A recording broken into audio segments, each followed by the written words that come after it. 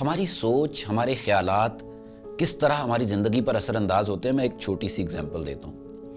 ایک مدر اپنی بیٹی کو اکثر بلی سے ڈراتی رہتی تھی، کیونکہ وہ خود بلی سے بہت زیادہ ڈرتی تھی۔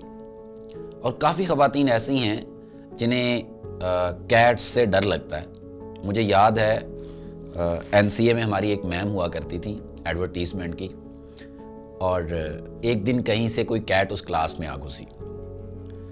ڈیورنگ لیکچر ہماری جو میم تھی لٹرلی چیختی ہوئی کلاس روم سے باہر کی طرف بھاگ گئی، جیسے بہت زیادہ ڈر کی وجہ سے انسان کی کیفیت ہوتی ہے۔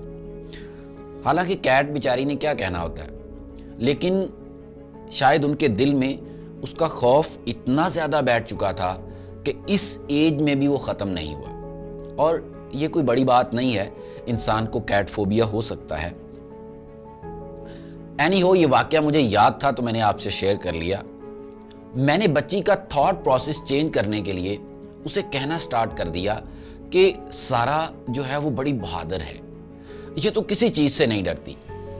میں نے یہ بات جب بار بار اس کو کہی تو یہ بات اس کے ذہن میں بیٹھ گئی۔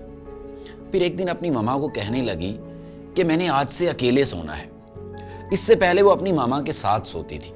ماما نے پوچھا بیٹا آپ کو ڈر لگے گا؟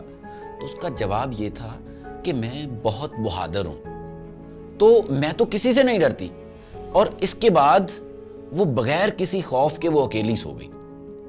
اب ذرا غور کریں کہ وہ بچی جو کبھی اکیلے نہیں سوئی، ڈرتی تھی اکیلے سونے سے، چند مرتبہ یہ الفاظ کہنے سے وہ اپنے آپ کو سٹرونگ فیل کرنے لگی۔ نہ صرف فیل کرنے لگی بلکہ اس نے ایکٹ بھی ویسے ہی کرنا سٹارٹ کر دیا۔ اور یہ کام اگر ہم اس کو ویسے کروانا چاہتے کہ وہ اکیلا سونا شروع کر دے، شاید سختی کرنے کے باوجود بھی ممکن نہ ہوتا۔